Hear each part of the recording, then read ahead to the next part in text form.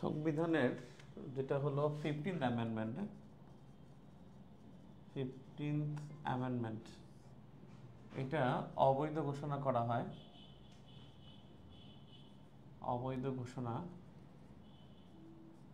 এটা হলো 17 ডিসেম্বর, আর রিড করেছিল বদিউল আলম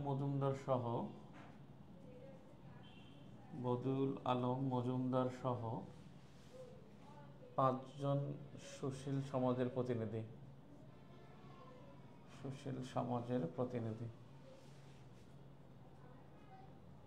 এবং এই রিটটি করছিল 9 আগস্ট 2024, সরি এটা 24 হবে। আর এই অবৈধ ঘোষণার মধ্যে যেটা করা হয়, বাতিল করা হয় কিছু কিছু জিনিস। একটা হলো তত্ত্বাবধায়ক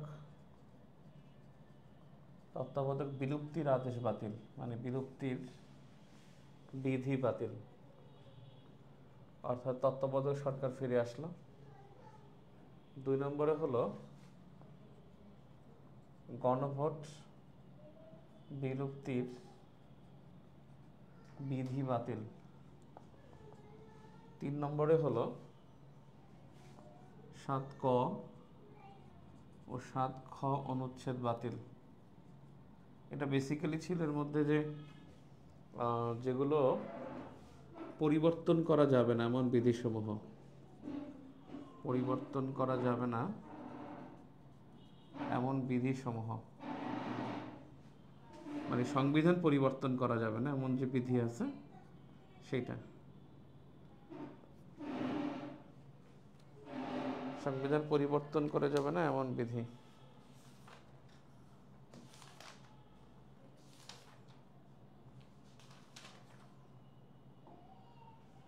আর একটা জিনিস হলো যে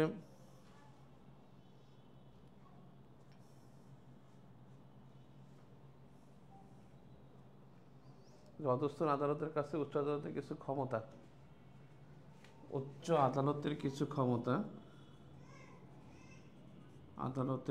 ক্ষমতা অধস্তন আদালতের নিকট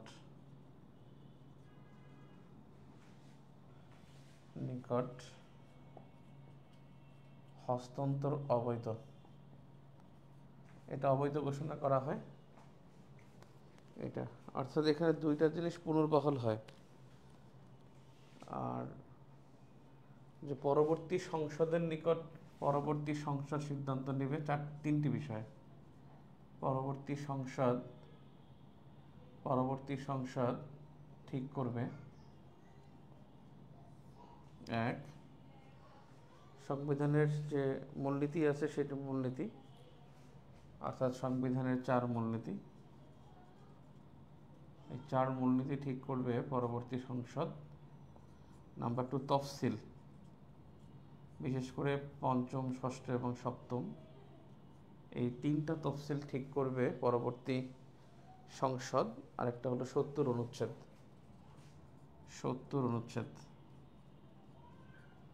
এই বিষয়ে সিদ্ধান্ত নেবে পরবর্তী সংসদ। এই রায় এটা বলা হয়। আর এর মাধ্যমে রায়ে পুনর্বহাল হলো, মানে এখানে এই 2টা পুনর্বহাল হয়ে গেল, অর্থাৎ তত্ত্বাবধায়ক চালু হয়ে গেল, তত্ত্বাবধায়ক চালু হবে। আরেকটা জিনিস হলো যে গণভোট চালু হবে। এই গণভোট চালু হয়েছিল 5ম সংশোধনীতে, আবার 5ম সংশোধনী অনুসারে 5ম সংশোধনী অনুসারে গণভোট চালু হবে। তত্ত্বাবধায়ক সরকার চালু হবে এটা 3ত্রয়োদশ সংশোধনীতে। এটা হয়েছিল 3ত্রয়োদশ সংশোধনী, 2টাই চালু করেছিল বিএনপি গভর্নমেন্ট। 3ত্রয়োদশ সংশোধনী আর একটা হলো 5ম সংশোধনী। ওকে, এখন বিষয় হলো তত্ত্বাবধায়ক সরকার বিধিমালা সম্পর্কে জানতে হবে। তত্ত্বাবধায়ক সরকারের বিধি কি সেটা দেখতে হবে। তত্ত্বাবধায়ক সরকার 58 অনুচ্ছেদে ছিল।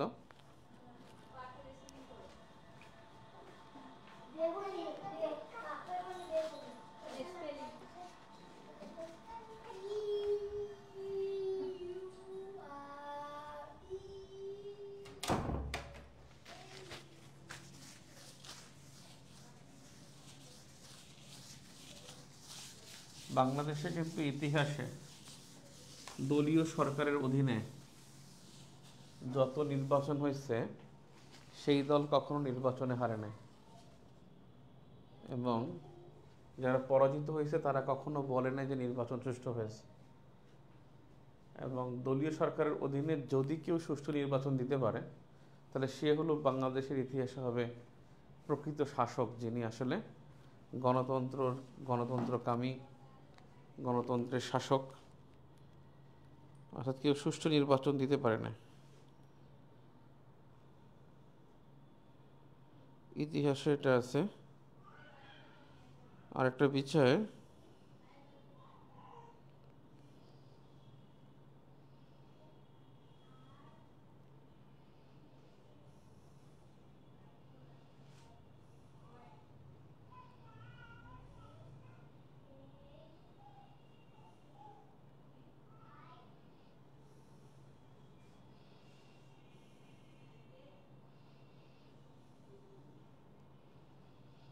ওকে পেলাম।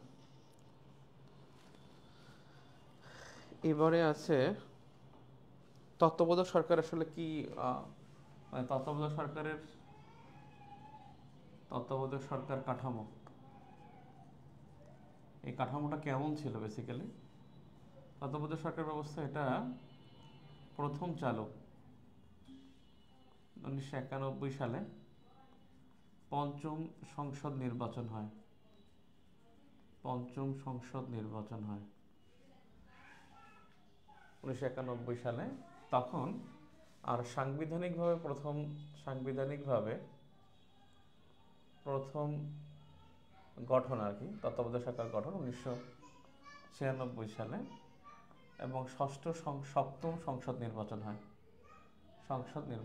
পঞ্চম সংশোধনে কিন্তু পঞ্চম তত্ত্বাবধায়ক সরকারের অধীনে নির্বাচনে কিন্তু বিএনপি জয়লাভ করে, কিন্তু তারা জয়লাভ করার পরে তারা কিন্তু তত্ত্বাবধায়ক চালু না করে তারা কিন্তু নিজেদের অধীনে একটা নির্বাচন দিয়েছিল, ষষ্ঠ সংসদ, এবং 15 দিন ক্ষমতায় ছিল। আর এরপরে তারা আবার আন্দোলনের মুখে এবং তারা তত্ত্বাবধায়ক সরকার বিধি করে ক্ষমতা হস্তান্তর করে, এবং তারা পরবর্তী 96 সালের ওই নির্বাচনে তারা পরাজিত হয় এবং আওয়ামী লীগ সরকার গঠন করে। তো যাই হোক, এখানে ব্যাপারটা হলো যে সংবিধানে যুক্ত হয় 27 মার্চ 1996 সালে। সেটা হলো ত্রয়োদশ সংশোধনীর মাধ্যমে। এটা 26 মার্চ হয়েছিল মধ্যরাতে। 26 মার্চ স্বাধীনতা দিবসে এটা নিয়ে আলোচনা হয়। এখন এখানে মানে এই সংবিধানে যুক্ত হয়, এখানে কি ছিল, এটা 58 অনুচ্ছেদ অনুসারে গঠিত হতো। এখানে আসলে কি কি আছে, যেমন 1 নম্বরে আছে প্রধান উপদেষ্টা হতেন, এখন তার হবে না, হতেন তখন যিনি হতেন তিনি হলেন সর্বশেষ অবসরপ্রাপ্ত প্রধান বিচারপতি, চিফ জাস্টিস। 2 নম্বরে উপদেষ্টা হতেন 10 জন, এবং তারা থাকতেন নির্দলীয়, নিরপেক্ষ। 3 নম্বর সর্বোচ্চ, এটা কি বলছিলাম আমি মনে পড়ে, সর্বোচ্চ বয়স হতো 72 বছর। নাম্বার 4, সেটা হলো যে দায়বদ্ধ থাকতো রাষ্ট্রপতির নিকট।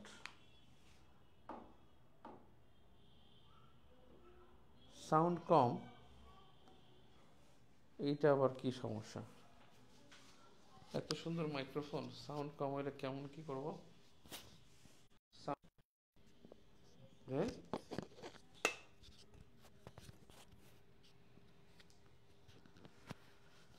দায়বদ্ধ থাকতো রাষ্ট্রপতির নিকট। আচ্ছা বলেন তো, এখানে আমি এটা কি আগে দেখাইছিলাম না তত্ত্বাবধায়ক সরকার? নাম্বার 5, রাজনৈতিক দলে যোগদান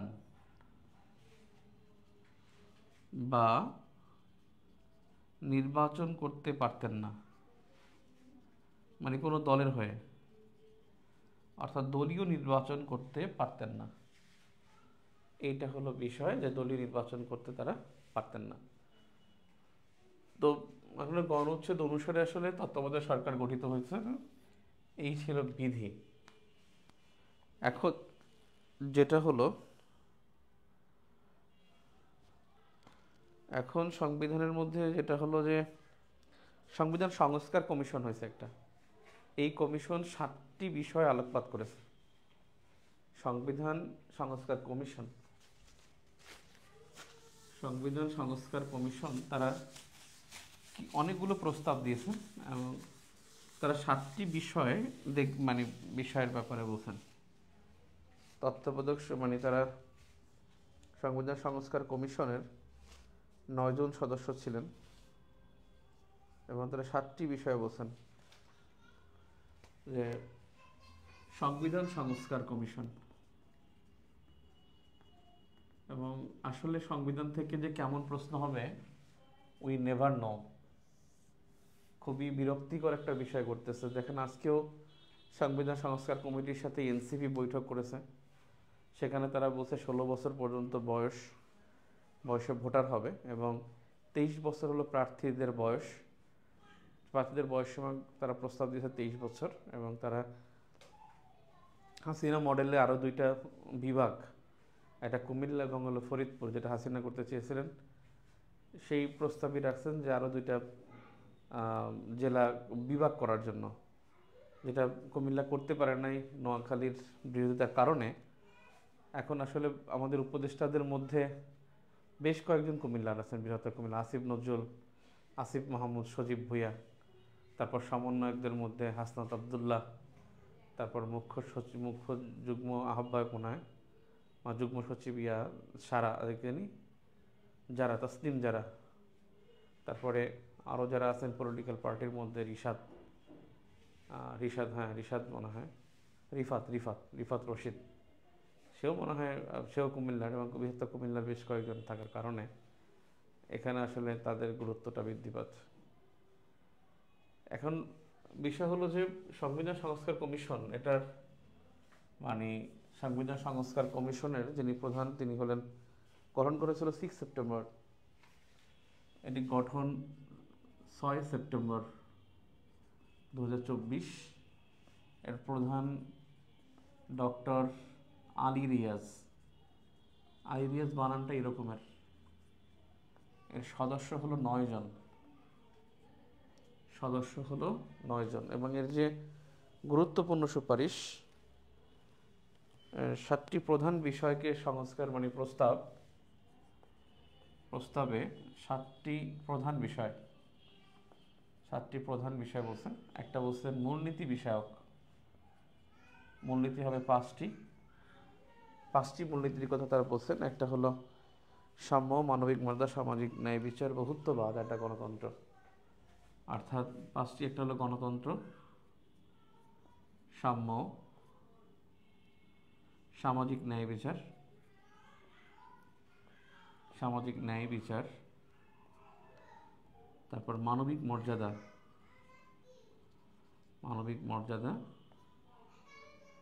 সামাজিক সাম্য, বহুত্ববাদ। ধর্মনিরপেক্ষতার বহুত্ববাদের মধ্যে একটু পার্থক্য, যে ধর্মনিরপেক্ষতার শুধু ধর্মটা দেখা হয়, আর বহুত্ববাদে ধর্ম, বর্ণ, জাতি সব নির্বিশেষে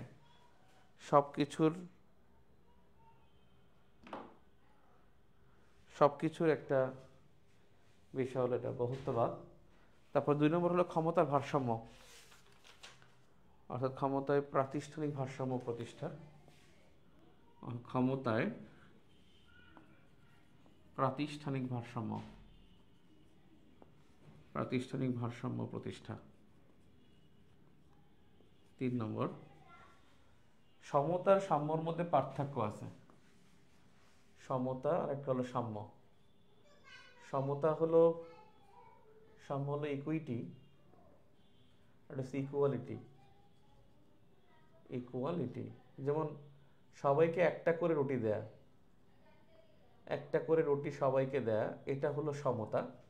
আর বাচ্চাদের অর্ধেক দেয়া, মুরব্বীদের মুরব্বীদের বা বয়স্কদের 1.5টা করে দেয়া, এটা হলো সাম্য। যার যেটা লাগবে সেটা দেয়া, এটা সাম্য। আর সমতা হলো যে সবাইকে সমান দেয়া। আর সমাজতন্ত্র যেটা আছে, সমাজতন্ত্র, আর একটা আছে সাম্যবাদ। সাম্যবাদ মানে হলো কমিউনিজম। আর সমাজতন্ত্র হলো সোশ্যালিজম। সমাজতন্ত্র হলো সোশ্যালিজম আর সাম্যবাদ হলো কমিউনিজম। দুইটার মধ্যে পার্থক্য হলো, সমাজতন্ত্র হলো রাষ্ট্র মালিকানার, একটা অর্থনৈতিক ধারণা, রাষ্ট্রীয় মালিকানার সম্পদ। অর্থাৎ প্রত্যেকটা মানুষ রাষ্ট্রের জন্য কাজ করবে, প্রতিটা মানুষ রাষ্ট্রের জন্য কাজ করবে, যা থাকবে সব রাষ্ট্রের, এটা হলো সমাজতন্ত্র। আর সাম্যবাদে যেটা আছে, শ্রেণী বৈষম্যহীন সমাজ, এটা হলো সাম্যবাদ। সাম্যবাদের মানে হলো যে একই শ্রেণীর মানুষ একই শ্রেণীর মানুষ সমান সুবিধা থাকবে, একাধিক কোনো সুবিধা থাকবে না। 3 নম্বর হলো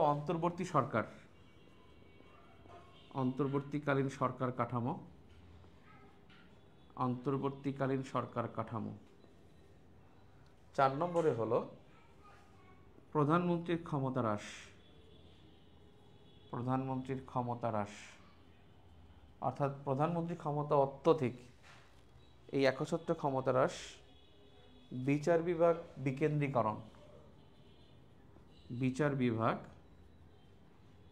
বিকেন্দ্রীকরণ। নাম্বার 6, শক্তিশালী স্থানীয় সরকার।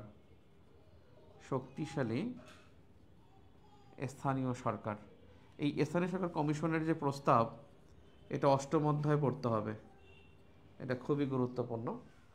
শক্তিশালী স্থানীয় সরকার কাঠামো। এরপর হলো যে মৌলিক অধিকারের আওতা সম্প্রসারণ, সাংবিধানিক সুরক্ষা। 7 নম্বরে মৌলিক অধিকারের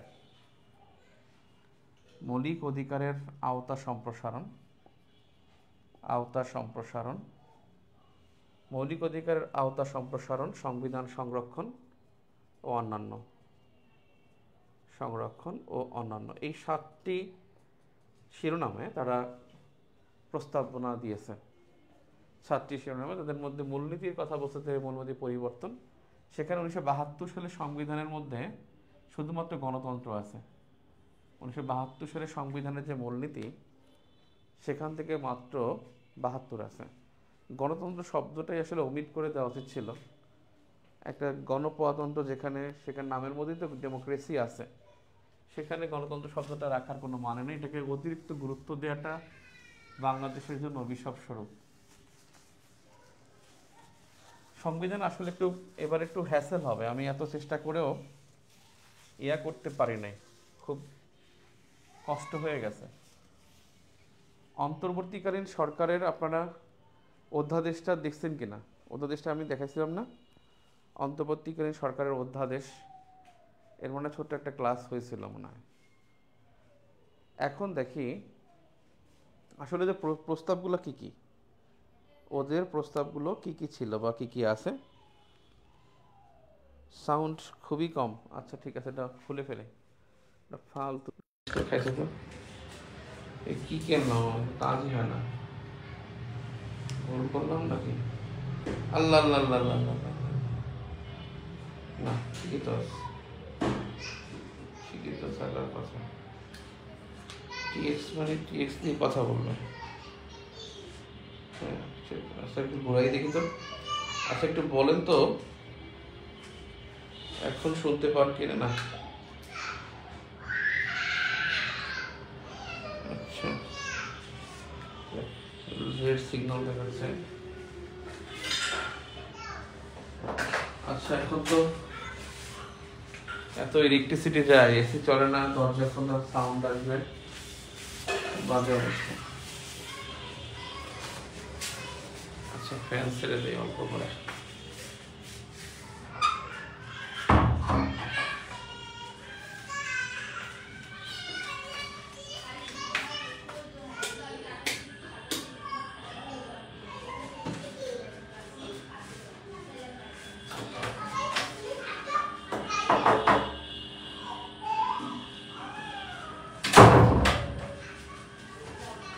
সংবিধান সংস্কার কমিশনের যে প্রস্তাবগুলো আছে যে তারা অনেকগুলো প্রস্তাব, আমি শুধু একটা কথা প্রস্তাব করি, মানে যেগুলো হলো যে কিছু কিছু ব্যতিক্রম, যেটা যেমন একটা হলো প্রস্তাবগুলোর মধ্যে একটা দেখলাম আমরা অন্তর্বর্তীকালীন সরকারের আমরা ইয়াটা দিয়েছি আপনাদেরকে, যে অধ্যাদেশটা দেখাইছিলাম যে অধ্যাদেশে কি আছে। এখানে এক নম্বর হলো দেশের নাম পরিবর্তন করতে চেয়েছে, সেখানে তারা বলছে যে গণপ্রজাতন্ত্রী বাংলাদেশ পরিবর্তন করে জনগণতন্ত্রী বাংলাদেশ, জনগণতন্ত্রী বাংলাদেশ করতে চেয়েছে, নাম জনগণতন্ত্রী বাংলাদেশ। কিন্তু ইংরেজি ঠিকই থাকবে, ইংরেজি ঠিক আছে, পিপলস রিপাবলিক অফ বাংলাদেশ। ইংরেজি নাম যেটা আছে সেটা ঠিকই people's republic of Bangladesh, people's republic of Bangladesh. এখানে দা হবে না, কিন্তু দা হবে যখন নামের আগে পরে কিছু যুক্ত আগে কিছু যুক্ত করবেন সেটা। নাম্বার 2 সেটা হলো যে সবাই বাংলাদেশী নাগরিক হবে। এটা কি দেখাইছিলাম নাকি? বাংলাদেশী নাগরিক হবে, এখানে বাঙালি হবে না কেউ। যেটা আছে 72 সংবিধানে বা 15তম সংশোধনীতে, যে বাঙালি ছাড়া যারা থাকবে তারা ক্ষুদ্র জাতিগোষ্ঠী হিসেবে বা নিরীগোষ্ঠী হিসেবে বিবেচিত হবে। এরপর হলো প্রধানমন্ত্রী 2 বারের বেশি নয়, প্রাইম মিনিস্টার 2 বারের বেশি নয়। নাম্বার 4, এখন কি শোনা যায়? অধ্যাদেশ দেখাইছি, এটা কি দেখাইছি? তারপর হলো বয়স হবে, বয়স প্রার্থীদের হবে, প্রার্থীদের 21, ভোটারদের 17। প্রস্তাব করছে অনেকেই 16, কিন্তু কমিশন কি করছে সেটা হলো বিষয়। সংস্কার কমিশন তারা ভোটারের বয়স বলছিল 17। অন্তর্বর্তীকালীন সরকার এই একটা প্রস্তাব তাদের ছিল, এটা খুবই গুরুত্বপূর্ণ। অন্তর্বর্তীকালীন সরকার সম্পর্কে তারা বলছিল যে সরকারটা গঠিত হবে 15 দিন আগে অথবা 15 দিন পরে, এবং বলা হয়েছে যে প্রধান উপদেষ্টা নিয়োগের সিদ্ধান্ত হবে। প্রধান উপদেষ্টার পরামর্শে রাষ্ট্রপতি অন্য উপদেষ্টা নিয়োগ দিবে। বাংলাদেশে যদি তত্ত্বাবধায়ক থেকে থাকে ঝামেলা আরো হবে, বুঝছেন? তখন 5 বছর পর পর আমি চ্যালেঞ্জ করে দিলাম, আমরা দেখেন আপনারা তো 5 আগস্ট ঘটেছেন, এরকমের শত শত আগস্ট ঘটবে। আমি চ্যালেঞ্জ, বাজি লাগতে পারেন আপনারা, কারণ কেয়ারটেকার আমরা দেখে আসছি। আমরা 2005-6 সালে সাফার করছি। যখনই 2004 সালে 14 সংশোধনী হলো, তখনই কি করলো যে চিফ জাস্টিসের সাবেক চিফ জাস্টিস হবে প্রধান উপদেষ্টা। বিএনপি গভর্নমেন্ট কি করলো, বিএনপি জামাত সরকার, তারা হুট করে কি করলো যে প্রধান বিচারপতির অবসরের বয়স 2 বছর বাড়ালো। 2 বছর বাড়ালে কি হবে যে আগে যে অবসর গ্রহণ করছে তিনি আসলে থেকে যাবেন। KM হাসান, তিনি বিএনপির আন্তর্জাতিক সম্পাদক ছিলেন এক সময়, সেখান থেকে জাস্টিস হয়েছেন, সেখান থেকে তিনি চিফ জাস্টিস হন। KM হাসানকে প্রধান উপদেষ্টা করার জন্য তারা কি করছে, সংবিধানে সংশোধন করছে, এবং প্রধান বিচারপতির বয়স, অবসরের বয়স এবং বিচারপতিদের অবসরের বয়স 67 বছর করা হলো। এই যে গিট্টু লাগলো, আওয়ামী লীগ টানা অবরোধ দিল, হরতাল দিল। 28 অক্টোবরের মধ্যে একটা ন্যাক্কারজনক ঘটনা ঘটছে, আওয়ামী লীগ এবং জামাতের মধ্যে একটা প্রচুর মারামারি হয়, সেখানে 14 জন হতাহত হয়। আওয়ামী লীগের মনে হয় 6 জন, জামাতের মনে হয় 8 জন খুন হয় একই দিনে 28 অক্টোবরে। ওই অবস্থায় প্রধানমন্ত্রী ছিল খালেদা জিয়া, তিনি ক্ষমতা ছাড়েন 2001 সালের 28 অক্টোবর। তখন তিনি কি করেন, 2006 সালের 28 অক্টোবর, তখন তিনি রাষ্ট্রপতি তারই দলের মনোনীত এবং ঢাকা বিশ্ববিদ্যালয়ের শাহজালালের বা বিএনপি মন্ত্রী সরকার শিক্ষকদের সমিতির সভাপতি ছিলেন ইয়াজউদ্দিন আহমেদ, তাকে রাষ্ট্রপতি ছিল, তাকে তিনি প্রধান উপদেষ্টার দায়িত্ব দেন। আওয়ামী লীগ ব্যাপকভাবে আন্দোলন করলো এবং তারা বঙ্গভবনের পানির লাইন, বিদ্যুৎ লাইন তারা কেটে দেওয়ার ব্যবস্থা করলো। পরবর্তীতে সেনাবাহিনী হস্তক্ষেপে 2007 সালের 11 জানুয়ারি একটা জরুরি অবস্থা হলো। এরপরে 2 বছর পরে কেয়ারটেকার গভর্নমেন্ট আসলো, ফখরুদ্দিন সরকার, অন্তর্বর্তীকালীন সরকার, তারপর নির্বাচন হলো এবং তারপরে কি করলো, দলীয় সরকার অধীনে বাংলাদেশে গিট্টু, যেটা ডেমোক্রেসি বিষয়টাই বাংলাদেশের জন্য একটা গিট্টু, কারণ এটা কোনো ডেমোক্রেটিক কোনো প্র্যাকটিস হয় না। আপনি স্বৈরাচারের যেটা 5 আগস্ট পর্যন্ত আপনার কবর দেওয়ার কথা ছিল, এখন স্বৈরাচারের কোনো চেঞ্জ নাই, একই জিনিস, রেপ্লিকা একই, সব কিছু এভরিথিং ইজ একইভাবে চলতেছে, একইভাবে চলতেছে। হয়তো আগে একটু চুরি চুমারি বেশি হয়েছে, এখন কম হচ্ছে, এছাড়া কোনো কিছু চেঞ্জ হয় না, পলিটিক্যাল কালচার টোটালি চেঞ্জ হয় না, যেরকম আছে সেরকমই চলতেছে। তো বেসিক্যালি কি হলো ওখানে, তারপর নির্বাচন করে তত্ত্বাবধায়ক বাতিল করলো। এই তত্ত্বাবধায়ক নিয়ে কিন্তু 96 সালে ব্যাপক মারামারি কাটাকাটি হয়েছিল এবং ষষ্ঠ সংসদ মাত্র 15 দিন পরে হয়। এবং এইটা যদি হয় না, পরবর্তী দেখবেন যখনই কেয়ারটেকারের মডেলটা করা হবে যে অন্তর্বর্তীকালীন প্রধান উপদেষ্টা কে হবেন আসলে কে নিরপেক্ষ, এইটা নিয়েই দেখবেন যে কত রকমের মারামারি কাটাকাটি হয়ে যায় এবং 5 বছর 10 বছর পরই আবার এটা নিয়ে আবার গিট্টু হবে এবং মারামারি হবে।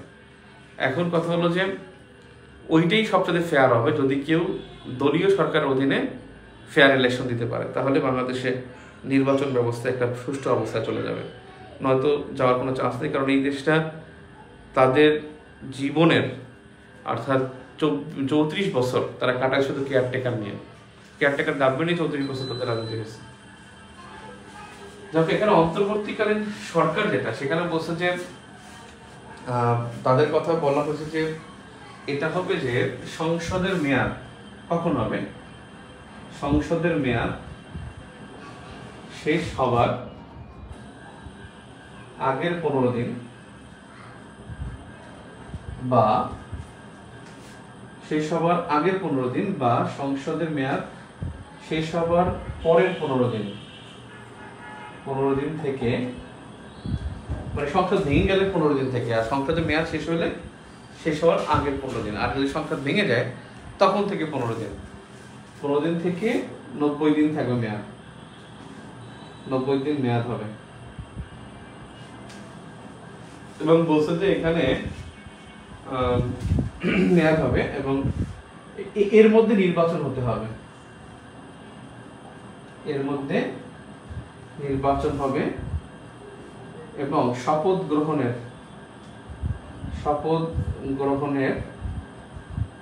সাথে সাথে মেয়াদ শেষ হবে, শপথ গ্রহণের সাথে সাথে মেয়াদ শেষ হবে।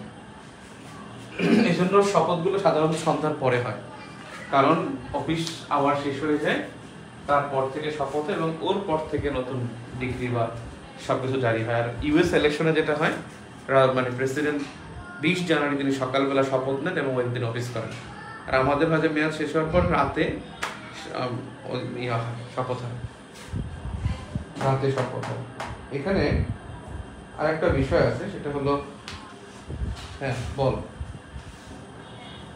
ক্লাসে পরিষদ এরপর হলো, হ্যাঁ সংসদ উচ্চ কক্ষ আর একবার নিম্ন কক্ষ।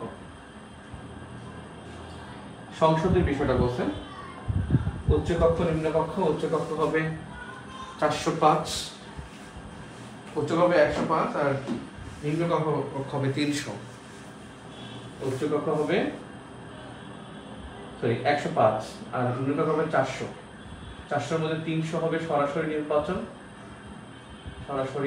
সরাসরি নির্বাচন, আর 50টি হবে নারী, 100টি হবে নারী, 100টি নারী সংরক্ষিত। আর 105-এর মধ্যে 100 হবে আনুপাতিক হারে,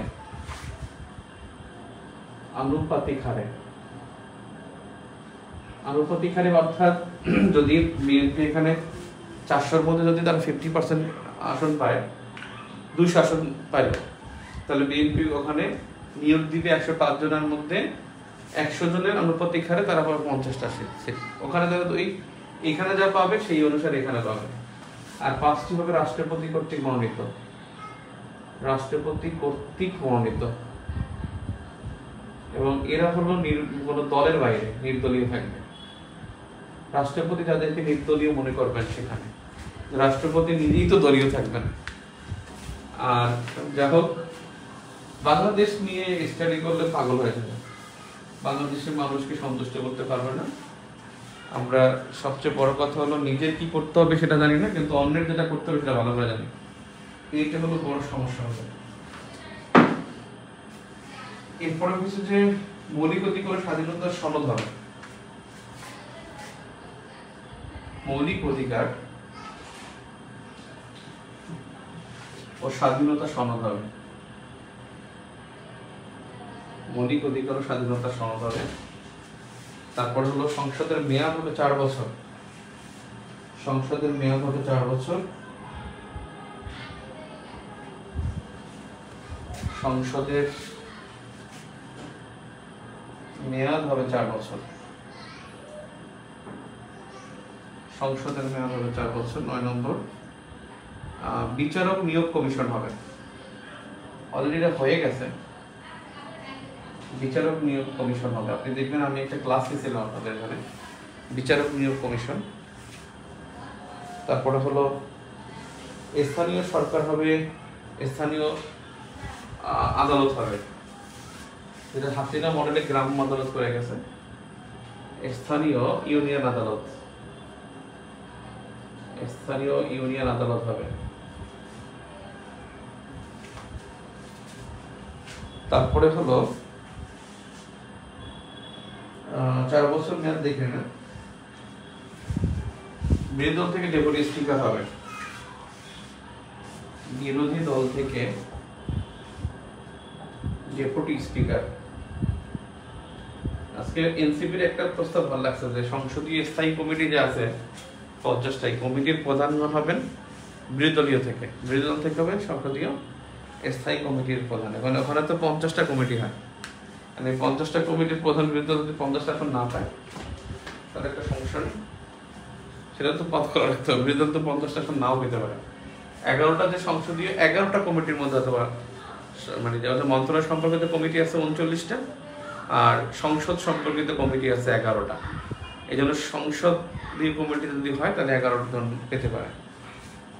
এরপর হলো মেয়াদ হবে 4 বছর।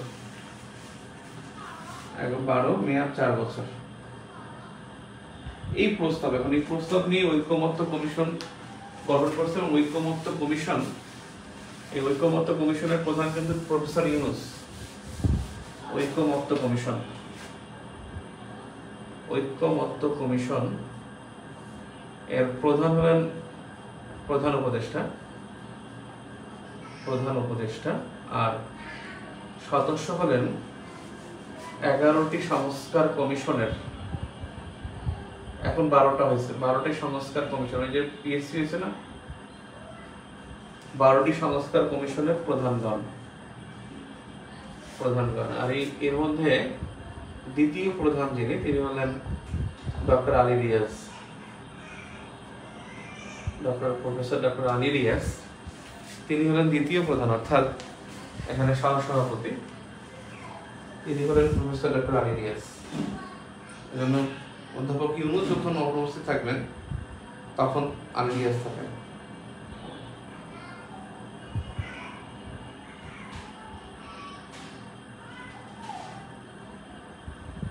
জাতীয় ঐকমত্য কমিশন গঠিত হয়েছে 13 ফেব্রুয়ারি 12 ফেব্রুয়ারি। প্রফেসর ডক্টর ইউনূস হল সভাপতি, আর ইনি হলেন সহসভাপতি আলী রিয়াজ। আলী রিয়াজ হল সহসভাপতি। মোট সদস্য আসলে এখানে দেখাচ্ছে 7 জন। ওই যে কজন রিপোর্ট দিয়েছিল সেই কজনকে বানানো হয়েছিল। আসলে এখানে কমিশনের সদস্য এখন অনেক।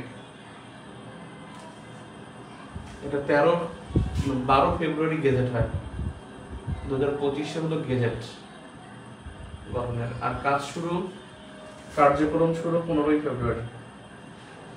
কার্যক্রম শুরু 15 ফেব্রুয়ারি। এটা পরীক্ষা থাকতে পারে তারিখটা।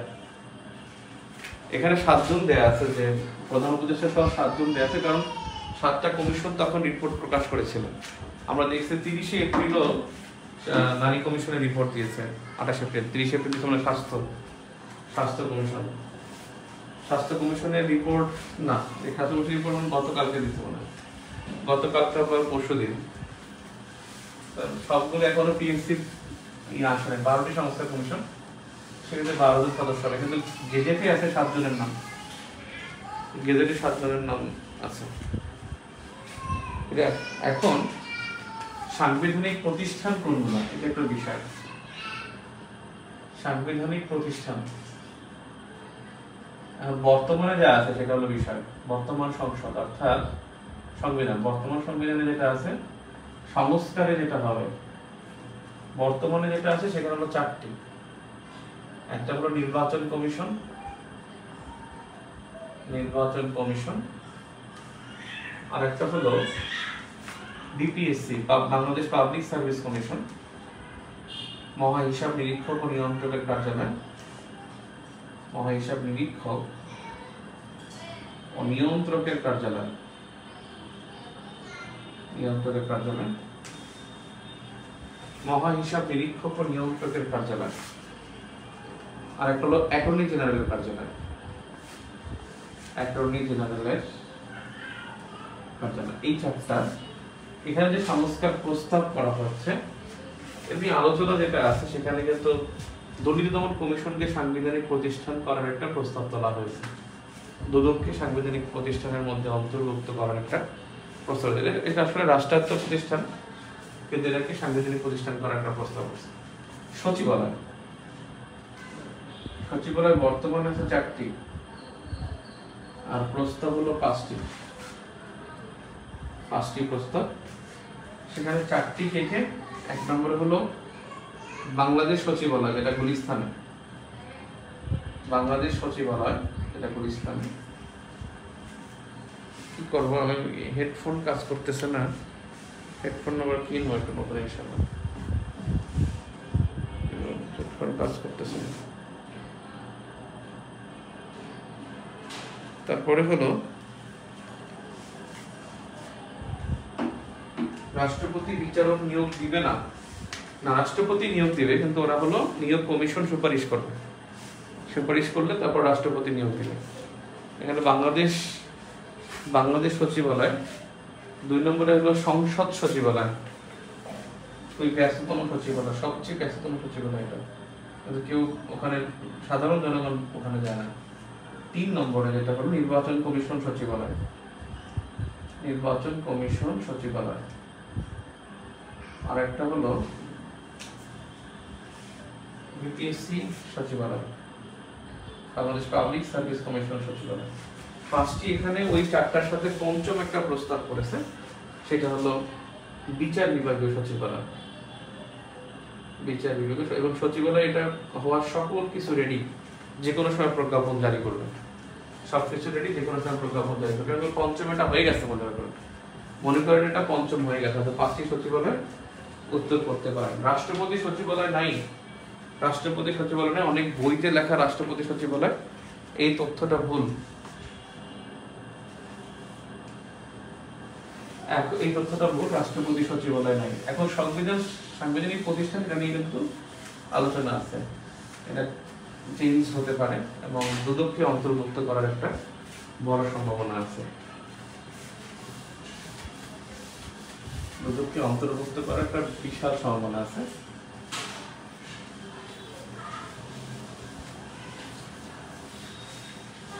এখন বিষয়ে আমি কিন্তু সংবিধানের মূল বডি যেটা, বডিতে অনেক ইনফরমেশন আছে যেগুলো এখন আমি টাচ করি না, এখানে টাচ করি নাই, কয়েকটা কারণ আছে। একটা কারণ হলো যে আপনার চেঞ্জ হবে, কিছু চেঞ্জ হবে। আমি সংক্ষেপে একটু আলোচনা করি। পুরো 153 এতে 153টা অনুচ্ছেদ, সংক্ষেপে আমি একটা আলোচনা দিই, এই অনুচ্ছেদের আলোচনা সংক্ষেপে, কারণ এখান থেকে চেঞ্জ হওয়ার সম্ভাবনা অনেক বেশি।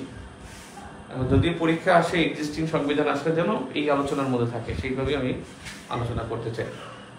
দেখেন এখানে প্রথম কথা হলো যে ভাগ, যেটাকে বলে পার্ট, এই পার্ট হলো 11টা, আর অধ্যায় অথবা চ্যাপ্টার, এই চ্যাপ্টার কিন্তু 13টা, এবং এই 13টা চ্যাপ্টার অর্থাৎ এটাকে বলা হয় পরিচ্ছেদ, অধ্যায় বা পরিচ্ছেদ, এইটা কিন্তু চ্যাপ্টার লেখা এলো 13টা। চতুর্থ, পঞ্চম, ষষ্ঠ এখান থেকেই আসলে চ্যাপ্টারগুলো শুরু হয়। এর মধ্যে এই পার্ট ভাগে 9 এর ক ভাগ আছে, 9 ক ভাগ এটাও আছে, নবম ভাগ আছে, 9 এর ক ভাগও আছে। এবং এখানে কিন্তু আসলে এই নবম ক ভাগ এখানে কিন্তু জরুরি অবস্থার কথা বলা আছে। জরুরি অবস্থা জারি সংক্রান্ত বিষয়। জরুরি অবস্থা জারিতে মনে রাখবেন অন্তর্বর্তীকারী সরকারের প্রতি স্বাক্ষর লাগবে দুজনের। এখানে সংশোধনী হচ্ছে 17টা, সংশোধনী 17টা। সংশোধনী এখন বাতিল আছে, সংশোধনী বাতিল আছে হলো 15তম। এই সংশোধনীটা বাতিল, আর বাকি যে বাতিলগুলো আছে সেগুলো পুনর্বহাল করা হচ্ছে। বাতিল এখন মাত্র 15তম বা পঞ্চদশ হবে এখানে, অর্থাৎ আগে ছিল 15তম, সপ্তম, দুটো বাতিল, পঞ্চম, ত্রয়োদশ, ষোড়শ। এই বাতিলের আদেশ স্থগিত, বাতিলের আদেশ অবৈধ আর কি। এই তিনটা সংশোধনের বাতিলের আদেশ অবৈধ ঘোষণা করা হয়েছে এই ইন্টারিম গভর্নমেন্টের সময়, এখনকার সময় অবৈধ ঘোষণা করা হয়েছে। বিষয় হলো যে এখানে মূলনীতি, বর্তমান যে সংবিধান, মূলনীতি 4টা, এখানে তফসিল হলো 7টা, আর প্রস্তাবনা বা যেটাকে বলে অঙ্গীকার একটা, প্রস্তাবনা একটা। বিসমিল্লাহির রহমানির রহিম। বিষয় হলো এর মধ্যে আসলে প্রথম ভাগ, দ্বিতীয় ভাগ, তৃতীয় ভাগ, চতুর্থ ভাগ, পঞ্চম ভাগ, ষষ্ঠ ভাগ, সপ্তম ভাগ, অষ্টম ভাগ, নবম ভাগ, দশম ভাগ, একাদশ ভাগ, এইগুলো মোট ভাগ হলো 11টা। কোন ভাগে আসলে কি আছে? প্রথম ভাগে আছে প্রজাতন্ত্র, দ্বিতীয় ভাগে হলো রাষ্ট্র পরিচালনার মূলনীতি,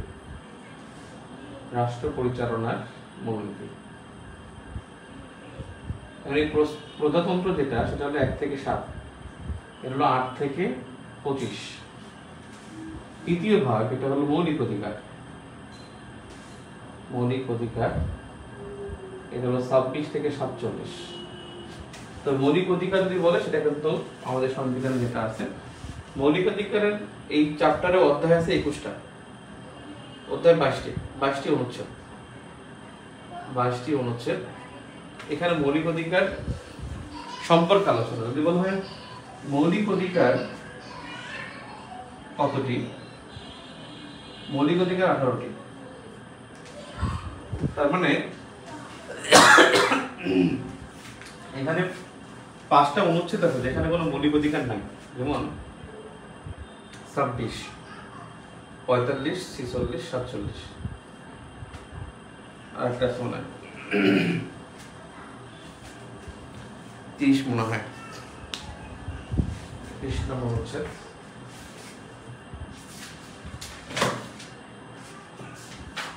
মৌলিক অধিকার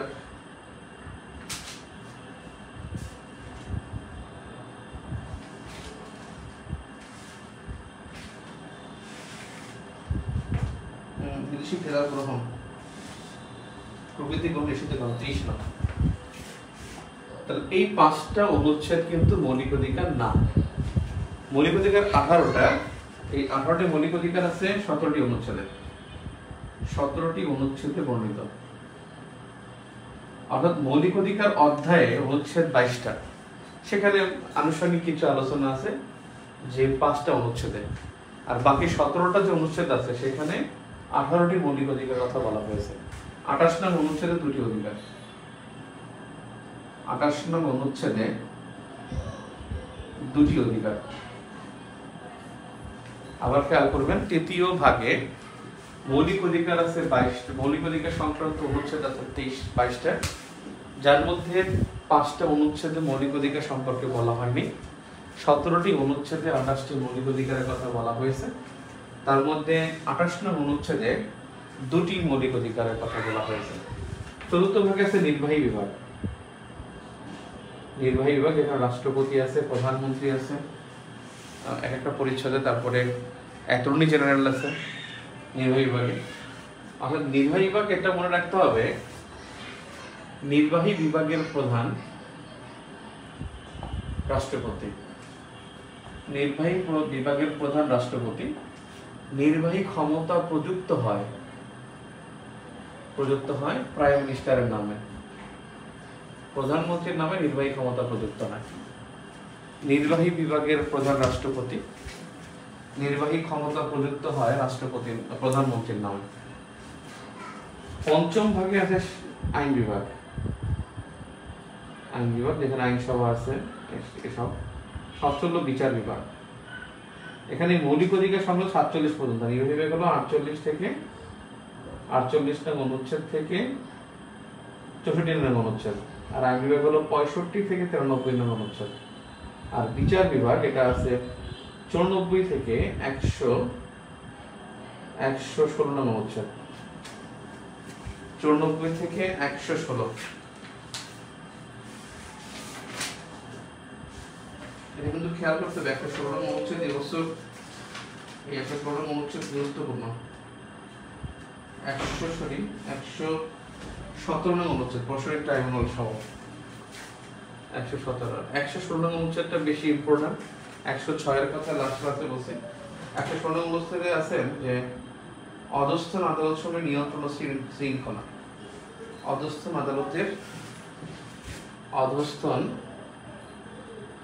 আদালতের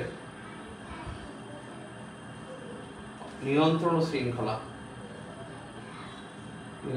শৃঙ্খলা সংক্রান্ত এই ম্যাজিস্ট্রেসি ক্ষমতার মধ্যে সব খুবই ভয়াবহ একটা। এই অনুচ্ছেদটা যদি বাতিল করে নতুন কিছু অ্যাডপ্ট করবে, অর্থাৎ অধস্থন আদালতের দায়িত্ব প্রণীত ম্যাজিস্ট্রেটের নিয়ন্ত্রণ, কর্মস্থল নির্ধারণ, পদোন্নতি, ছুটি মঞ্জুরি এবং শৃঙ্খলা বিধান রাষ্ট্রপতির উপর ন্যস্ত থাকবে। এটা রাষ্ট্রপতির উপর ন্যস্ত থাকবে না। মানে ব্যাপারটা হলো অধস্থন আদালতের নিয়ন্ত্রণ শৃঙ্খলা সংক্রান্ত, অর্থাৎ এটা রাষ্ট্রপতির নিকট ন্যস্ত। এখন এটাই হলো বিচারকদের, যে বললাম যে শিবিরের দুজন সভাপতি, একজন অ্যাটর্নি জেনারেল হয়ে মামলা করছেন, আর মানে ডিফেন্স করছেন, আর একজন হলো সাবেক সভাপতি, তিনি এটা মামলা করছেন। ব্যাপারটা হলো যে এখানে অধস্থন আদালতের নিয়ন্ত্রণ শৃঙ্খলা রাষ্ট্রপতির উপর ন্যস্ত না হয়ে এটা সচিবালয়ের উপর হতে হবে। এবং এইটাই বলছিলাম যে সচিবালয় আলাদা সচিবালয় গঠিত হবে। 17 নং অনুচ্ছেদ পর্যন্ত। সপ্তম এটা হলো নির্বাচন কমিশন, এবং এটা হলো 118 থেকে 126, আর 127 থেকে 129, 127 থেকে 130 মনে হয় সম্ভবত, 27 থেকে 29, 127 থেকে 132 হবে। 127 অষ্টম ভাগ, সেটা হলো মহা হিসাব নিরীক্ষক ও নিয়ন্ত্রক। হিসাব নিরীক্ষক ও নিয়ন্ত্রক। যদি এই কথাটা বলা আছে 127 এবং 129 এর মধ্যে, আর 133 এর যেটা হলো যে সরকারি কর্ম কমিশন, নবম সরকারি কর্ম কমিশন। সরকারি কর্ম কমিশনের নবম অধ্যায়টা, এটা 33 থেকে 140 পর্যন্ত। আর নবম ক ভাগ, এটা নবমের মধ্যেই, সেটা হলো জরুরি অবস্থা। দশম হলো শুধু 142, এটা হলো সংবিধান সংশোধন। এটা হলো 141 অনুচ্ছেদে বলা আছে জরুরি অবস্থা সম্পর্কে। সংবিধান সংশোধন ও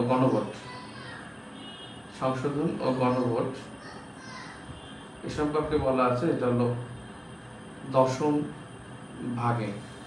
বাকিটা হলো মিসসেলেনিয়াস, বললেন সরি, মানে যেটাকে বলে আপনার বিবিধ সেখানে। এখন বিষয় হলো যে এই মুহূর্তে আসলে সংবিধানের গুরুত্বপূর্ণ অনুচ্ছেদগুলো কি, সেটা হলো বিষয় যে গুরুত্বপূর্ণ অনুচ্ছেদগুলো শুরু থেকে কি কি হতে পারে। আমি আপনাদেরকে কিন্তু একটা ক্রম দিয়েছিলাম, ওই অনুসারে আপনারা অনুচ্ছেদগুলো দেখে ফেললাম। আমি একটা ক্রম বলছিলাম না যে এই অনুচ্ছেদগুলো গুরুত্বপূর্ণ, সেই অনুচ্ছেদগুলো দেখে ফেলবেন। মানে প্রথম থেকে তৃতীয় অনুচ্ছেদে যা আছে, এবং সংবিধান পড়ার জন্য আলাদা কোনো বই তৈরি করার দরকার নেই। বেসিক ভিউ থাকলে কিছু লাগবে না ইনশাআল্লাহ। বেসিক ভিউ পিডি বইটা থাকলে ঘুমায়ও পড়ে না। পিডি বইটা ফার্স্ট টু লাস্ট পড়ে, ফার্স্ট টু লাস্ট পিডি বইটা ফার্স্ট টু লাস্ট পড়ে।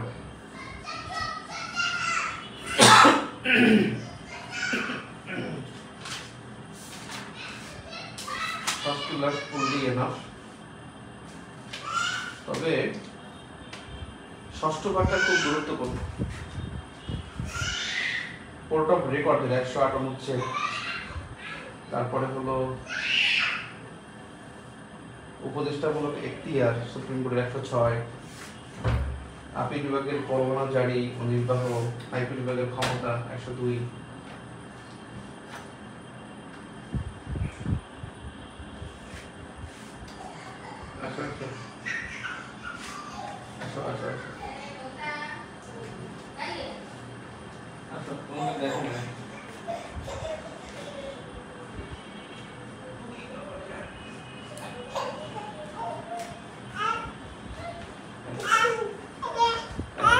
সালাম দাও, সালাম দাও, একটা দাও, সালাম দাও। তো তোমাকে দেখে না তো, আর কথা বলবা, দুষ্ট করবা, ঠিক আছে?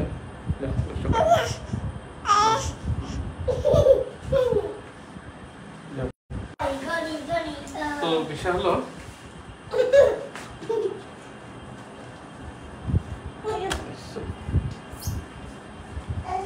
এখন আমার মনে হয় এই ভিতর থেকে বুঝছেন কোশ্চেন কম দিবে, 3টা কোশ্চেন তো ওরা জাস্ট এই আনুষঙ্গিক বিষয়গুলোই লিখবে, বা বাতিল হয়েছে যেগুলো আলোচনা করছেন দেখবেন এর মধ্যে থেকে প্রশ্ন আসবে। আর এই হিউজ আলোচনা সহজ করার একটু দরকার আছে, সহজটা করে দেই। এক মিনিট,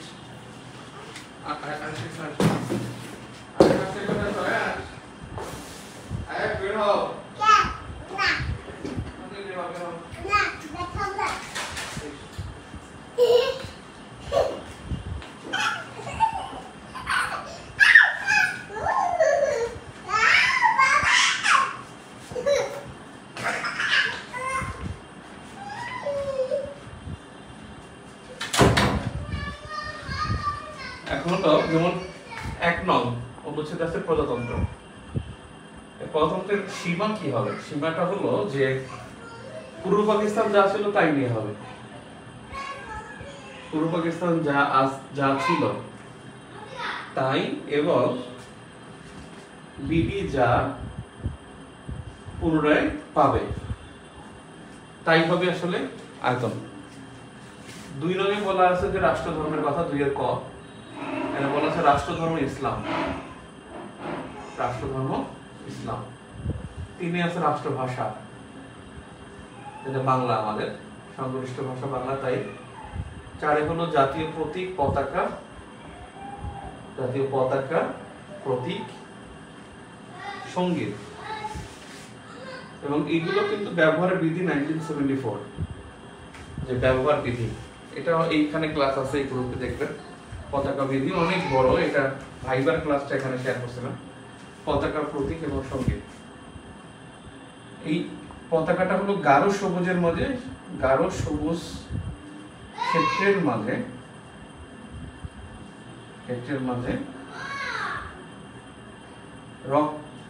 রক্তবর্ণ আর কি, রক্তবর্ণ, লাল না, লাল কথাটা লেখা নেই, রক্তবর্ণ।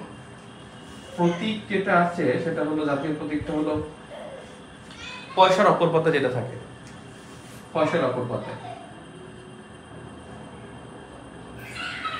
এই যে এটা, 2 পাশে 2টা ধান গাছ, মাঝখানে 3টা পাট পাতা, 2 পাশে 2টা 4টা তারকা, সরি তারকাটা দেখা যায় না, দুই পাশে দুইটা দুইটা চারটা তারকা, আর তিনটা পাট পাতা, মনে করেন পান পাতা, পাট পাতা, আর মাঝখানে পাঁচটা ঢেউ, 1 2 3 4 5 আর 6টা পাপড়ি শাপলা। অর্থাৎ একটা শাপলা, 2টা হলো ধানের শীষ বা ধানের গাছ, আর 3টা হলো পাট পাতা, 4টা হলো তারকা, 5টা ঢেউ আর একটা হলো শাপলা। এই ঢেউ কিন্তু বিলের ঢেউ, কারণ শাপলা বিলে ফোটে, এটা কিন্তু নদীতে ফোটে না। এটা হলো প্রতীক, এই প্রতীক হলো কামরুল হাসান। পতাকা এবং প্রতীক আমাদের যে বর্তমানে আছে, দুইটাই ডিজাইনার কামরুল হাসান নকশাকারী। আর জাতীয় সঙ্গীত হলো আমার সোনার বাংলা। আমার হয়তো এটা থাকবে না মনে হয়, অনেকগুলো প্রস্তাবনা আসছে। তারপরে হলো যে এখানে 1 থেকে 4, এই 7 1 থেকে কেবল 7 বাতিল হয়ে গেছে, এখানে আর তেমন গুরুত্ব নেই। তবে 7 এবং 6, 7 এবং 6 দুইটা গুরুত্ব অনেক। একটা হলো আপনার জাতি হিসেবে কি বাঙালি, এটা কি থাকবে কিনা, আর একটা হলো 7 হলো যে জনগণ সকল ক্ষমতার উৎস, জনগণ সকল ক্ষমতার, অর্থাৎ সর্বোচ্চ এক সংবিধান, এক হলো সকল ক্ষমতার হলো জনগণ। 5 আছে রাজধানী ঢাকা, 5 কিন্তু রাজধানী ঢাকা, এখানে কিন্তু দক্ষিণ ঢাকা বা উত্তর ঢাকা নাই। ঢাকা মনে হয় আবার সংযুক্ত করে ফেলবে, একটা প্রস্তাব দিছে নগরবিদরা। 4টা সিটি কর্পোরেশন ছিল আগের প্রস্তাব, এখন হলো একটা সিটি কর্পোরেশন হবে। আর 6 নম্বরে যেটা হলো জাতি হিসেবে আমরা বাঙালি, 6 নম্বরে আছে যে জাতি হিসেবে বাঙালি, নাগরিক হিসেবে বাংলাদেশি। এখন জাতি হিসেবে বাঙালি এটা প্রস্তাব সংবিধান সংশোধন কমিটি, যারা সংস্কার কমিটি, তারা কিন্তু এটা বাতিল করছে। জাতি হিসেবে বাঙালি এটা সংস্কার কমিশনের প্রস্তাব বাতিল হবে। আর নাগরিক হিসেবে বাংলাদেশি। আর 7 নম্বরে হলো 2টা বিষয় গুরুত্বপূর্ণ, একটা হলো সর্বোচ্চ আইন সংবিধান, সর্বোচ্চ আইন সংবিধান। তবে সংবিধানের চাইতে বড় যদি কিছু থাকে সেটা হলো সনদ বা ডিক্লারেশন বা চার্টার, মানে প্রক্লেমেশন হলো এটার সাথে বড়। আর একটা হলো যে জনগণ সকল ক্ষমতার উৎস, আর 7 ক্ষমতার উৎস, 7 যেগুলো আছে এগুলো লাগবে না। 8 থেকে 14 নং অনুচ্ছেদ বিলুপ্ত করার প্রস্তাব দিয়েছে সংস্কার কমিশন। তো এখান থেকে আর প্রশ্ন আসবে না, দ্বিতীয় অধ্যায় থেকে, দ্বিতীয় ভাগ থেকে প্রশ্নের সম্ভাবনা খুবই কম। দ্বিতীয় ভাগ থেকে, প্রথম ভাগ থেকেই গুরুত্বপূর্ণ। আর মৌলিক অধিকার মানবাধিকার একটা সনদের ঘোষণা দিয়েছে যে নতুন মানবাধিকার সংরক্ষণ সম্ভব হবে। তার মানে দ্বিতীয় এবং তৃতীয় ভাগ থেকে, তৃতীয় ভাগ থেকে প্রশ্নের সম্ভাবনা একেবারে নেহাত 0। শুধু 25 যেটা, এটা মনে রাখতে পারেন। 25 হলো যে international promotion of international peace, security and solidarity. Promotion of international peace, security and solidarity.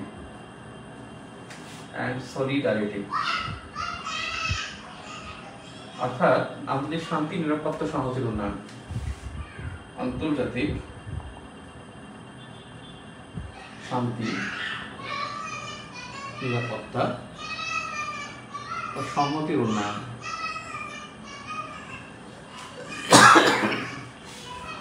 শান্তি, নিরাপত্তা ও সংহতির উন্নয়ন।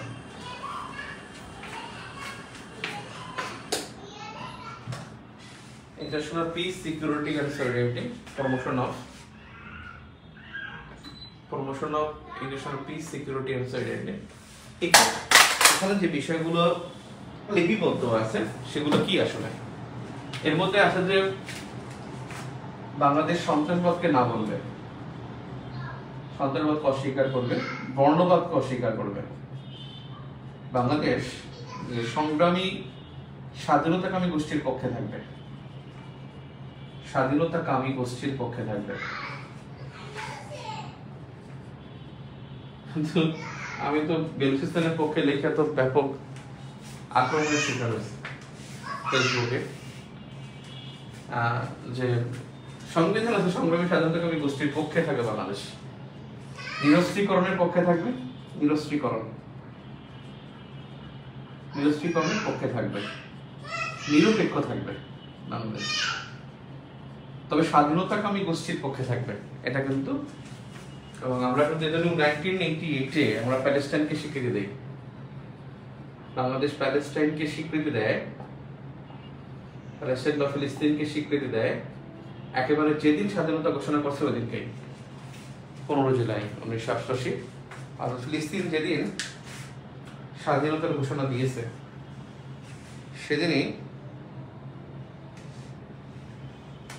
সেদিনই কিন্তু আপনার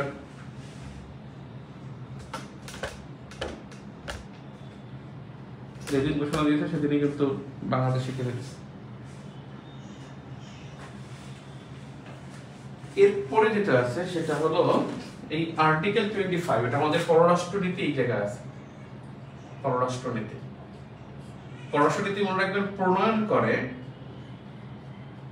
সংসদ বা আইন বিভাগ, আর বাস্তবায়ন করে শাসন বিভাগ। এটা এই যে ভাই জিজ্ঞেস করছে, প্রণয়ন করে সংসদ বা আইন বিভাগ আর বাস্তবায়ন করে শাসন বিভাগ। দ্যাট মিন্স বাস্তবায়ন করবে শাসন বিভাগ মানে ডিপ্লোমেসি।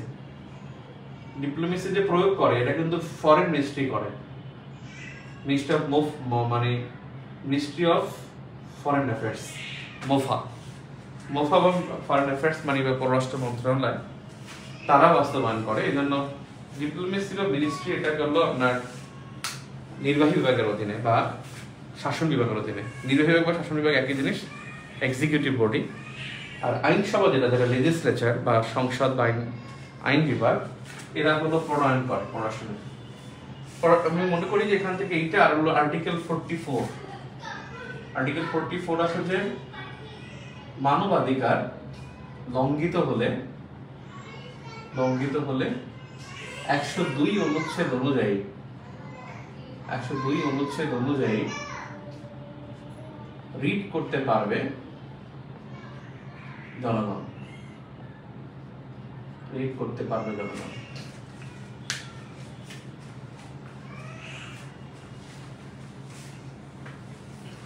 আপনারা চট্টগ্রাম পোর্ট, এটা মার্কিন একটা প্রতিষ্ঠানকে দেওয়া হয়েছে। এটা কিন্তু খুব ভালো হয় না। এই ট্রেড ওয়ারের সময় মার্কিন প্রতিষ্ঠান যদি বলেন না, আপনারা তো পক্ষপাতমূলক আচরণ আপনারা নিজেরাও করেন, আন্দোলন করেন, কিন্তু পক্ষপাতমূলক আচরণ করে থাকেন। এর প্রতিবাদ হওয়া উচিত। কারণ আমি লিখলে সুন্দর লেখা লিখতে পারি, কিন্তু লিখলে কি হবে, আমি একটা সরকারি চাকরি করি, আমি বলতে পারি না। নাম্বার 1। নাম্বার 2 হলো পরিবেশ সেরকমের না। বিষয় হলো যে এখন ট্রেড ওয়ার চলছে। এই বাণিজ্য যুদ্ধের সময় আমাদের এখন এই যুক্তরাষ্ট্র এবং চায়নার মধ্যে আমাদের আসলে মধ্যবর্তী অবস্থানে থাকাটা খুব জরুরি, কারণ এখন টাইমটা খুব ভালো না। আমরা যদি মার্কিন কোনো প্রতিষ্ঠানের ইজারা দিয়ে থাকি তাহলে কিন্তু আমাদের ওটার জন্য মানে যেটাকে বলে যে ইজারা পুরোটা না, মানে রক্ষণাবেক্ষণ ব্যবস্থাপনা, এটা চায়না অনেক আগে থেকে তাদের লেলোপ দৃষ্টি আছে। তাহলে আমাদের দেখা যায় পরবর্তীতে চায়না কন্ডিশনালি বলবে যে মংলাকে আমাদের কাছে দাও, তখন কন্ডিশনালি বলবো মহেশখালীকে জাপানকে সরাও, এরকম কিছু বললে তখন কিন্তু আমরা হয়তো বিপদে পড়ে যেতে পারি। এই মুহূর্তে আসলে আমাদের এটা দরকার নাই। যদিও আমাদের সক্ষমতা একসময় 100 ছিল, বন্ধ সক্ষমতা এখন কিন্তু 64, এবং এই বন্ধ সক্ষমতা এটা আরো কমে আসবে অন্য কোনো পলিসি গ্রহণ করা যায় কিনা। মানে এখন তো মানে থ্রেটফুল টাইম, এই সময় এই ঝুঁকি নেওয়াটা আমার মনে হয় উচিত হচ্ছে না। যাক, তারা আরো কর্তা ব্যক্তি আরো ভালো জানেন। 1988 সেটা বলছে যে বাংলাদেশ স্বাধীনতাকামী গোষ্ঠীর পক্ষে থাকে। এখন যেটা হলো যে আর্টিকেল 47 এর একটা বিষয় ছিল যে যুদ্ধ অপরাধীদের বিচার সংক্রান্ত, এটা কিন্তু বিলুপ্ত করা হয়েছে। এটা মানে সংযোজন 15th অ্যামেন্ডমেন্ট ইন 2011, এটা বিয়োজন হয়ে গেছে। বিয়োজন হলো 17 ডিসেম্বর 2024-এ 1747টা নম্বর চ্যাপ্টার। এখানে একটা জিনিস হলো আপনারা মানে 59 এবং 60, 59 এবং 60 এই দুইটা অনুচ্ছেদ হলো আপনার স্থানীয় সরকার সংক্রান্ত। স্থানীয় সরকার সংক্রান্ত। আমি কিন্তু এখানে প্রাইম মিনিস্টার ওটা ঢুকি নাই, কারণ এখানে ব্যাপক কোশ্চেনেবল, অর্থাৎ আর্টিকেল 55, 56, 57 এখানে খুবই কোশ্চেনেবল যে প্রস্তাবনা আছে এখানে। তো এই জন্য প্রস্তাব জানলেই চলতেছে, প্রস্তাব তো আমরা জানছি যে প্রধানমন্ত্রী ক্ষমতা হ্রাস করা হবে, তো এখানে আর কিছু ডিটেল জানার কোনো দরকার নাই। হ্যাঁ, তারপর হলো এখানে স্থানীয় সরকার সংক্রান্ত, এখানে কিন্তু একটা বিষয় আছে, মানে স্থানীয় সরকার আরেকটা হলো স্থানীয় স্বায়ত্ত শাসন, স্থানীয় শাসন। এখানে স্থানীয় শাসন কথা লেখা, একটা মজার বিরক্তিকর, মজার না বিরক্তিকর, এখানে বাংলায় লেখা স্থানীয় শাসন বাংলা, ইংলিশে লেখা কি জানেন, লোকাল গভর্নমেন্ট। মেজাজটা খারাপ হয় না? এখানে গভর্নমেন্ট সরকার লিখলেই তো হইতো। এই জন্য ভাইবা থেকে শুরু করে রিটেন প্রিলি সব জায়গায় একটা কনফিউশন তৈরি হয়। স্থানীয় সরকার আর স্থানীয় শাসন দুটার মধ্যে পার্থক্য হলো, এটা স্থানীয় শাসন লেখা কিন্তু ইংলিশে লেখা হলে লোকাল গভর্নমেন্ট, মানে পরিস্থিতি দুইটা অনেকটা সেম, মানে শাসন এবং মানে স্থানীয় প্রশাসন, প্রশাসন, শাসন এবং সরকার একই, প্রশাসন ভিন্ন। স্থানীয় প্রশাসনের মধ্যে হলো তিনটি, স্থানীয় প্রশাসন হলো তিনটি স্তর। একটা হলো বিভাগীয় প্রশাসন, বিভাগীয় প্রশাসন। আপনারা জানেন কি একটা প্রস্তাব উঠেছে মন্ত্রণালয়ে, সেটা হলো যারা স্থানীয় পর্যায়ে কাজ করতেছে তাদেরকে সচিবালয় এবং কেন্দ্রে নিয়ে যাওয়া হবে, আবার যারা কেন্দ্রে আছেন তাদেরকে দ্রুত সরিয়ে দিয়ে তাদেরকে মানে মাঠ পর্যায়ে নিয়ে আসা হবে। এই একটা প্রস্তাবনা চলছে। যেমন ধরেন জেলা পর্যায়ের অ্যাডমিনিস্ট্রেটিভ অফিসার আছেন, এই অ্যাডমিনিস্ট্রেটিভ অফিসার তিনি সচিবালয় চলে যাবেন, সচিবালয় অ্যাডমিনিস্ট্রেটিভ অফিসার তিনি জেলায় আসবেন। উপজেলার একজন কর্মকর্তা আছেন, তিনি সচিবালয় সচিবিক দায়িত্বে পালন করতে যাবেন এবং এখানে আবার ওখান থেকে পাঠাবেন, যেখানে যেখানে মানে অ্যাপয়েন্ট করা যায়, হয়তো বিভাগে অথবা জেলা পর্যন্ত আসবে, উপজেলা পর্যন্ত আসলে সচিবালয় তো আসন নাই, এরকমের একটা প্রস্তাবনা আছে। এখন দেখেন বিভাগীয় প্রশাসন মানে যে ডিভিশনাল কমিশনার, ডিভিশনাল কমিশনার তিনি কিন্তু এখানে বিভাগীয় প্রশাসক থাকবেন। জেলা প্রশাসন বা জেলা প্রশাসন যিনি ডিএম বা ডিস্ট্রিক্ট ম্যাজিস্ট্রেট অথবা ডিসি, ডেপুটি কমিশনার, তিনি এর প্রধান থাকেন। নাম্বার 3 হলো উপজেলা প্রশাসন, যেখানে ইউনো এর প্রধান থাকেন। এই স্থানীয় প্রশাসনের স্থান হলো 3টা, এবং তাদেরকে মনে রেখে তাদের কিন্তু সুপ্রিয়ার বস এরা মিনিস্ট্রি অফ যে MOPA, ministry of public administration, ministry of public অ্যাডমিনিস্ট্রেশনের অধীনে। আর স্থানীয় সরকার এটা তো হলো যেটা হলো মানে 3টি স্তর, একটা হলো স্থানীয়, একটা হলো গ্রাম্য, একটা হলো শহুরে, আর একটা হলো আপনার পার্বত্য। এই 3টা অঞ্চলে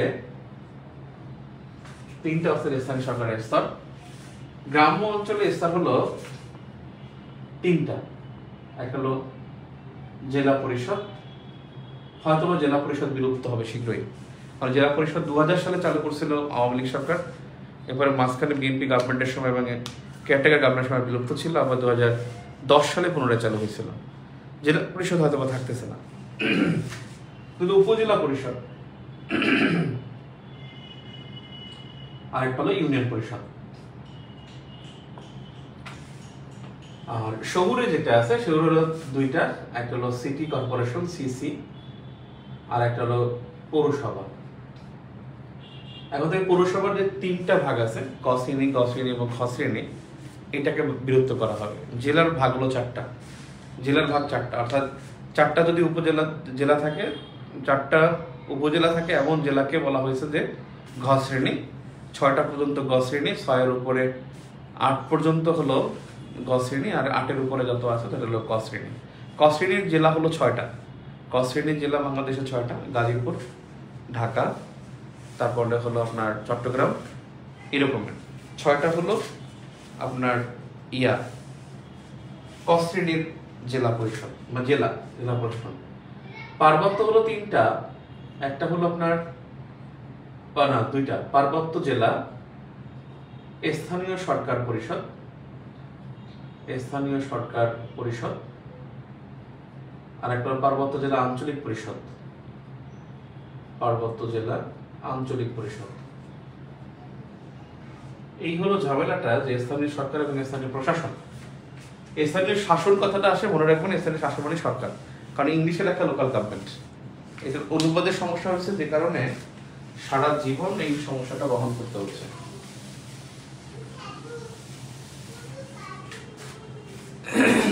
রাষ্ট্রপতি সর্বাধিনায়ক, এটা পরীক্ষা আসবে না, এজন্য আমি এখানে যাবই না। এখানে 63 যেটা, এটা হলো যে যুদ্ধ ঘোষণা। যুদ্ধ ঘোষণা হচ্ছে যে এখানে অনুমতি দিবে হলো, অনুমতি দিবে সংসদ, আর ঘোষণা করবেন রাষ্ট্রপতি, ঘোষণা করবেন রাষ্ট্রপতি। তবে এখানে যদি সংসদ অথবা উপদেষ্টা পরিষদ, উপদেষ্টা পরিষদ, উপদেষ্টা পরিষদ, আর হলো অনুমতি দিবে হলো সংসদ, আর ঘোষণা করবেন রাষ্ট্রপতি। 64 এটা হলো অ্যাটর্নি জেনারেল। অ্যাটর্নি জেনারেল তিনি কিন্তু এক নম্বর হলো মুখ্য আইন কর্মকর্তা, মুখ্য আইন কর্মকর্তা। তিনি হলেন রাষ্ট্রপতি যতদিন চাইবেন ততদিন হবেন, যতদিন চাইবেন ততদিন এই পদে থাকবেন। রাষ্ট্রপতি যতদিন চাইবেন ততদিন এই পদে থাকবেন। আরেকটা বিষয় হলো যে তিনি যে কোনো আদালতে বক্তব্য রাখতে পারবেন, যে কোনো আদালতে বক্তব্য পেশ করতে পারবেন, এবং তার পারিশ্রমিক কিন্তু রাষ্ট্রপতি নির্ভর করবে না, চাই যতদিন থাকবেন, এবং পারিশ্রমিক পারিশ্রমিক দিবেন রাষ্ট্রপতি, পারিশ্রমিক দিবেন প্রেসিডেন্ট।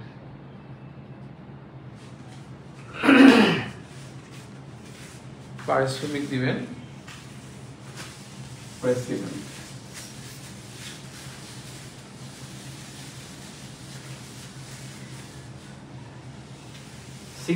হলো সংসদ প্রতিষ্ঠা, এজন্য 65 আসলে তেমন একটা গুরুত্বপূর্ণ না, কারণ সংসদ নিয়ে প্রশ্ন করলে ওখানে ওই আলোচনায় যাবে। 66 হলো এমপিদের যোগ্যতা অযোগ্যতা, এটারও গুরুত্ব নাই,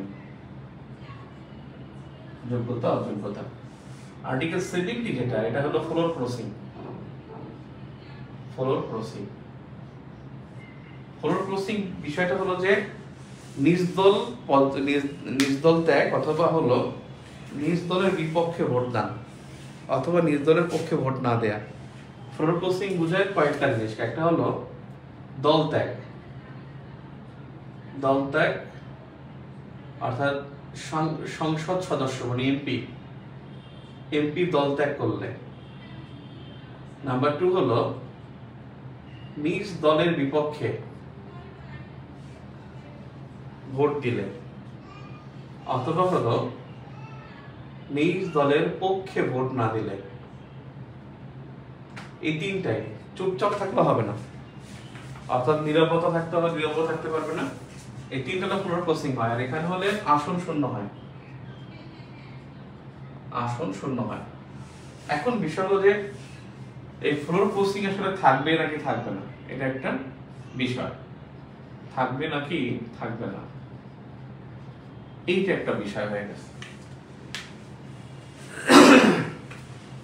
থাকবে নাকি থাকবে না, সেটা হলো এখন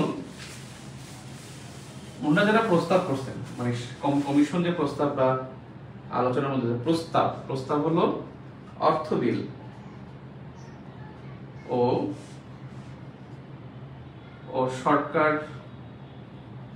সরকারের প্রতি অনাস্থা ছাড়া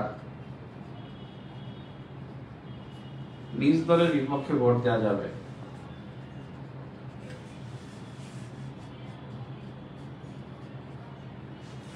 অর্থ বিল সরকারের প্রতি অনাস্থা ছাড়া নিজ দলের বিপক্ষে ভোট দেওয়া যাবে, এটা প্রস্তাব।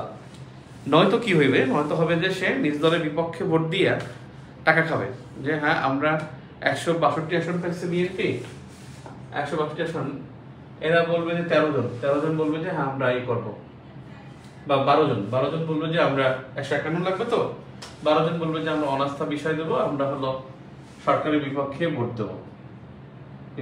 দেবো, আমাদের 12 জনকে 12,000 কোটি টাকা দেন।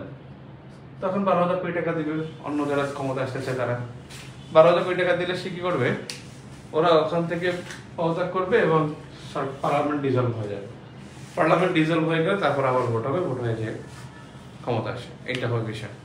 এই জন্য অর্থ বিলও একটা বিষয় আছে, অর্থ বিলে তারা পাশ করতে দিবে না, এই জন্য অর্থ বিল এবং সরকারের প্রতি অনাস্থা ছাড়া নিজ দলের বিপক্ষে ভোট দেওয়া যাবে।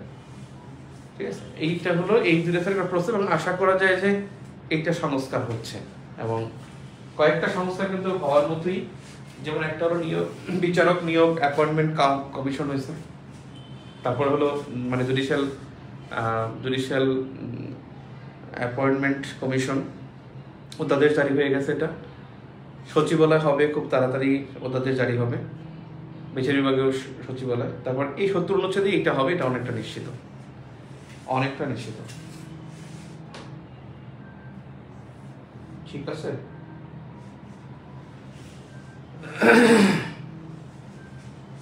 এইগুলো বিষয়।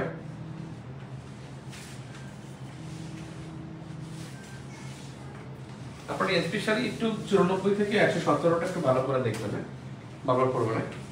আজকে এই পর্যন্ত থাকুক, আপনাদের সাথে পরীক্ষা হবে, আপনাদের পরীক্ষার ব্যাখ্যা আবার আসবো আমি। পরীক্ষা হলো রাত 10টায়, আজকের ক্লাস আছে, সপ্তম অধ্যায়ের ক্লাস আছে, পরীক্ষা নিয়ে ওইটা ক্লাস শেষে আমি ওটা জানাবো। ঠিক আছে, রাত 10টায় পরীক্ষা, একটু পরে রাখবেন। আল্লাহ হাফেজ।